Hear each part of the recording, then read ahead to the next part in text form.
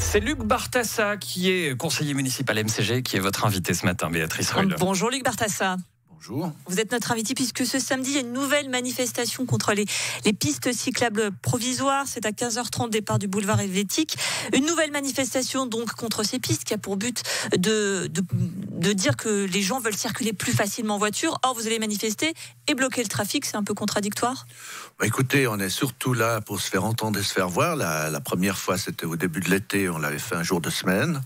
On revient avec ce qu'on appelle l'acte 2, un samedi, pour éviter justement d'embêter les gens pendant une semaine de travail. Ma foi, maintenant, à part descendre dans la rue, je vois pas grand-chose à faire pour pouvoir se faire un petit peu entendre. C'est vrai qu'il y a beaucoup de gens qui descendent dans la rue ces temps. Et puis, vous avez cité un sujet tout à l'heure avec la baisse des salaires des fonctionnaires. Je pense qu'il va y avoir pas mal de gens en bas. Donc voilà, c'est une manière de se faire entendre et puis de se faire remarquer, de mobiliser, ce qui n'est pas toujours facile dans les... Justement, la première manifestation, l'acte 1, c'était début juillet, 500 personnes, c'était pas non plus les grandes foules pour dire non. Non, mais justement, quand on nous posait la question, on ne s'attendait pas à avoir des milliers de personnes. En même temps, il faut déplacer les gens. C'était aussi un jour de semaine, c'était la fin... Un vendredi. Oui, mais le vendredi, les gens travaillent. C'est vrai qu'on le faisait à 3 à 4 heures l'après-midi. Là, on le fait un samedi, c'est pour voir plus de monde. On a dit qu'on essaierait aussi d'empêter un petit peu moins la population tout en se faisant voir. C'est la rentrée, donc les gens sont aussi pas en vacances. Et puis, voilà, on verra bien le nombre. Mais il y avait on a l'impression que vous essayez de dire, s'il n'y a pas trop de monde, finalement, on aura prévenu, on s'attend pas trop... Non, c'est vrai que si demain matin, samedi matin, on a 10 000 personnes, on serait les premiers embêtés. Maintenant, je pense que si on arrive à avoir 1 millier de personnes, puis de se faire voir, et puis de pouvoir défiler, entre autres, avec les différents corps de métier qui sont bien entendu concernés, parce que ça concerne énormément de professionnels. On a à nouveau eu des contacts avec certaines personnes qui sont aussi des gens à mobilité réduite, donc il n'y a pas que des personnes âgées, il y a aussi des gens qui ont des problèmes d'handicap, et ces gens-là commencent à en avoir un petit peu ras-le-bol. On leur a supprimé des places dans certains quartiers. Mais qu'est-ce qu'on fait finalement ? Parce qu'on a donc d'un côté les pro-voitures qui disent nous on peut plus rouler, les pro-vélos qui disent on n'en fait pas assez. Résultat, on a manifestation contre manifestation. Dans toutes les autres villes, ça change. À Genève, non. Il faut bien que ça bouge quand même. Une chose qui est claire, déjà on n'est pas des pro-voitures ou des pro-motos ou des contre-vélos. La dernière fois, il y avait quand même le groupe VTT de Genève, il y avait quand même des cyclistes qui étaient là.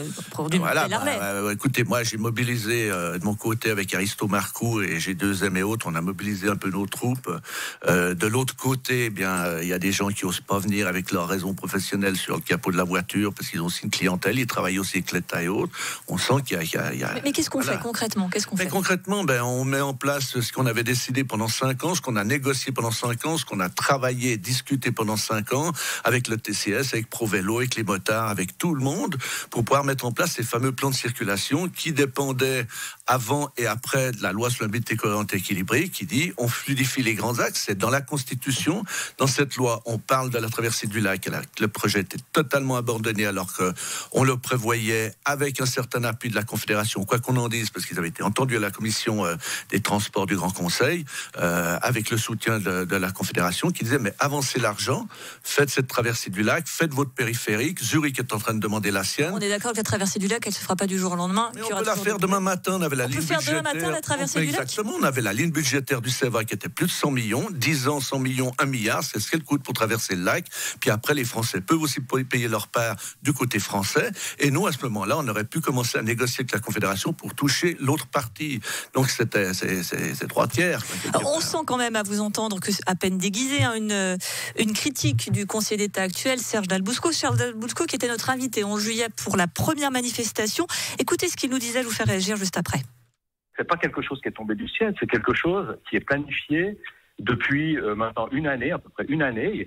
En tout cas sur les tracés, quand les manifestants disent qu'on respecte pas la Constitution, la Constitution dit qu'elle garantit la liberté individuelle du mode de transport. Il ne faut pas se méprendre sur ce sens. Pour que les gens puissent effectivement exercer cette liberté individuelle, il faut qu'ils aient véritablement le choix. Et oui, finalement, c'est juste avoir une alternative que de faire ces bandes cyclables. Qui qui est là, qui parle de fluidité. Il y a le libre choix du transport et la loi sur la mobilité cohérente et équilibrée. Ces trois lois doivent être prises ensemble. C'était cette façon de voir qui était une certaine façon d'avoir une vision globale, avec encore une fois, pas des gens anti-moto ou anti-voiture ou anti-vélo. Mais le libre choix actuellement, quelqu'un qui veut prendre son vélo, vous avez l'impression qu'il a le libre choix de le prendre actuellement à Genève? Je crois que n'importe qui a le libre choix de prendre quelque chose, que ce soit son vélo, sa moto, sa voiture. Ça, c'est un peu dangereux quand même. Moi, je prends mon vélo tous les jours depuis que j'habite en ville. Ça fait presque 4 mois aujourd'hui que je n'ai pas touché ma voiture. Je suis en vélo depuis plusieurs années parce que j'y habite. Je mets, je crois, 12 minutes les eaux vives pour aller au rondeau de Carouge en pédalant un petit peu fort, parce que je n'ai pas un vélo électrique. Mais en même temps, il y a celui qui a besoin de transporter quelqu'un, transporter quelque chose, de travailler, qui ne peut pas se mouvoir. Il y a énormément de gens qui ne peuvent pas faire 300 mètres en marchant et autres. Et puis, il y a les gens qui habitent en ville. Alors oui, 50% bientôt n'ont plus de véhicules ou on dispose d'un ailleurs. On avait mis en place aussi la voiture en libre service. Il y avait quand même des étapes pour éviter de réanimer cette guerre des transports. Aujourd'hui, vous citiez tout à l'heure les axes bouchés. Je crois qu'il faut arrêter de perdre du temps. Tout est bouché aujourd'hui. Tout est bouché, à part le tour de contournement. Pourquoi? Parce qu'il y a presque un tiers de véhicules en moins.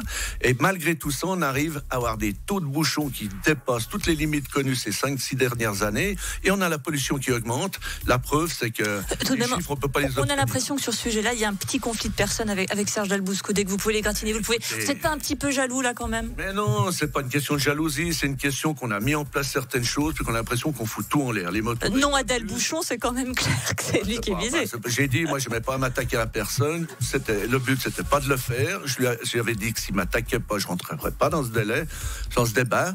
Il est venu avec l'histoire des motos dans les voies de bus, parce que j'avais pas signé le truc avant de partir, qu'il a dû les éliminer. Après, il a dit que c'était une histoire de tests qui n'étaient pas fiables, alors que les tests, on les a signés justement fiables. Merci beaucoup, Luc Bartassa, conseiller municipal MCG. La dernière fois, il a dit c'est la politique d'il y a 3-4 ans en arrière. Maintenant, il dit c'était l'année passée. Donc, c'est la sienne, c'est pas la mienne. Et je dis juste à Serge Dalbousco, s'il veut une audience de conciliation, il est le bienvenu. On pourra vous aider tous les deux. Il ne veut pas débattre avec moi.